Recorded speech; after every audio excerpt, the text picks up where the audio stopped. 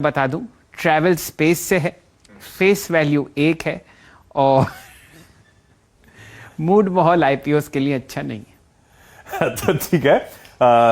Rate gain travel technologies, ये IPO है जो आज से सब्सक्रिप्शन के लिए खुलने जा रहा है। 9 दिसंबर थर्सडे तक खुला रहेगा। 405 से 425 रुपए का प्राइस बैंड, और शैल सही कह रहे हैं, फेस वैल्यू है ₹1 और एलिजिबल एम्प्लॉइज के लिए केवल ₹40 का डिस्काउंट। कुल मिलाकर 1335 करोड़ रुपए जुटाने की योजना। 375 करोड़ इसमें से फ्रेश इशुएंस है और बाकी सारा 960 करोड़ रुपए ओएफएस है। यानी कि कुल इशू साइज का 72% ओएफएस है, जिसमें टीए एसोसिएट जो है अपनी होल्डिंग 23% से रिड्यूस करके 5% पे ले आएंगे और प्रमोटर्स साथ साथ अपनी होल्डिंग जो है 67% से रिड्यूस करके 57% पे लाएंगे।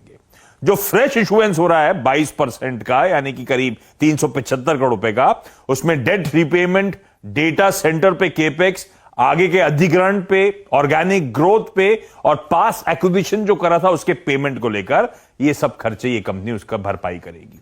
4500 करोड़ रुपए का मार्केट कैपिटलाइजेशन अपर एंड पे वाउच कर रहे हैं ये लोग और कुल 29% का डाइल्यूशन। अब ये धंधा क्या है? ट्रैवल फोकस्ड एक SaaS कंपनी है, software as a service. In fact कहा जाता है इस देश की सबसे बड़ी SaaS कंपनी है हॉस्पिटैलिटी और ट्रैवल इंडस्ट्री की। ये कंपनी होटल्स और ऑनलाइन ट्रैवल एजेंट्स को केटर करने का काम करती है। 1460 कस्टमर्स थे इसके पास 30 सितंबर तक, जिसमें से 1220 दरअसल होटल्स थे। यानी कि 85% जितने क्लाइंट्स हैं वो स्पेसिफिकली होटल सेगमेंट से आते हैं। और बहुत आसान शब्दों में सॉफ्टवेयर एज अ सर्विस का धंधा समझा देता हूं इस कंपनी का। आप लोग जब कभी होटल्स वगैरह बुक करने जाते हो तो एक डायनेमिक प्राइसिंग मॉडल आपको नजर आता है। ज्यादा लोग एक ही रूम बुक करने जाते हैं तो एकदम से दाम बढ़ जाते हैं। तो होटल्स की दरअसल उससे प्रॉफिटेबिलिटी बढ़ती है और ये कंपनी है उसके पीछे। हम लोग को जो होटल कमरा महंगा मिलता है इसी कंपनी के कारण मिलता है। साथ साथ आप जब कभी कभी होटल्स बुक करने जाते हो, गोवा जाना है, तो आप कमरों की बुकिंग के लिए डालते हो, अलग अलग प्रॉपर्टीज के रेट्स आ जाते हैं, इन्वेंट्री सामने आ जाती हैं। वो ट्रैवल एजेंट्स के लिए वो काम ये कंपनी इन्वेंट्री का पाइलअप करके देती है। और साथ साथ कभी भी हम किसी होटल चेन या किसी को भी लिखते हैं सोशल मीडिया पे तो उनका जल्दी से रिप्लाई आ जाता है। इस कंपनी के डेटा सेंटर्स दरअसल उनके लिए सोशल मीडिया मैनेजमेंट भी करते हैं। ये है इस कंपनी का दरअसल धंधा।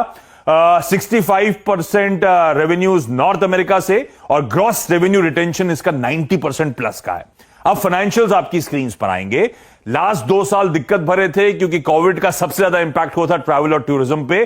तो इस कंपनी की रेवेन्यूज गिरे, इस कंपनी के लॉसेस क्लॉक होते हुए नजर आए। दिक्कत भरा समय था और ध्यान रखिए ओमाइक्रॉन के चलते अनसर्टेन एनवायरमेंट अभी भी कंटिन्यू होता हुआ। कल जो एंकर बुक आई है उसमें 599 करोड़ रुपए जुटा लिए 34 एंकर इन्वेस्टर्स से अपर एंड पर। लॉट कैलकुलेशन आपकी स्क्रीन पर आ जाएगा और मोस्ट लाइकली ये कंपनी शायद 17 दिसंबर को, अगर ये आईपीओ सक्सेसफुल रहा तो 17 दिसंबर को लिस्ट होगी।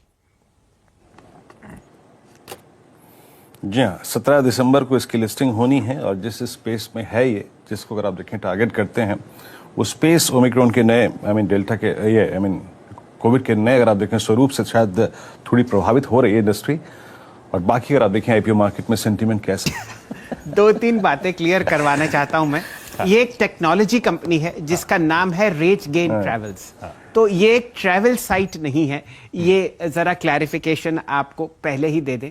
और 72% ओएफएस है एक लॉस मेकिंग कंपनी का, जो कि ट्रैवल और टूरिज्म सेक्टर से जुड़ी हुई है। और जहां पर हम लोग काफी पिछले 2-3 सालों से प्रभाव आते हुए देख रहे हैं कोविड का। अब ऐसा करते हैं, अखिल राठी साहब को जोड़ते हैं। ध्यान दीजिए, ये एक फेस वैल्यू का शेयर है और आपके सामने जो प्राइसिंग आएगी उसको आपको 10 से गुणा करना पड़ेगा ताकि आप एक्चुअल प्राइस जानें। राठी साहब नमस्कार, शुभ दिन। क्या कीजिएगा, एक टेक्नोलॉजी कंपनी जो लॉस मेकिंग है आपको आईपीओ के बाजार में आती हुई दिख रही है और उस समय जब आपको प्रकोप दिख रहा है कोविड का बढ़ता हुआ, क्या राय? गुड मॉर्निंग शैल जी। देखिए, रेट गेन की बात करेंगे तो जैसे आपने बताया टेक्नोलॉजी कंपनी है और हमने लास्ट 3-4 महीने में देखा है कि बहुत सारी टेक्नोलॉजी कंपनीज ने अपना आईपीओ लाया है जो लॉस मेकिंग है। तो ये कंपनी का भी बात करेंगे तो लास्ट 2 साल से कंपनी ने FY20 और FY21 में लॉस किया है।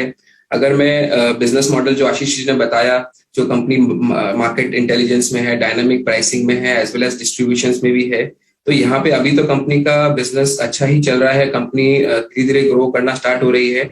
बट जहाँ पे यहाँ पे अगर कोई गवर्नमेंट रेगुलेशंस आ जाता है आगे जाके in terms of pricing and all, तो यहाँ पे थोड़ा ये कंपनी के लिए नेगेटिव हो सकता है।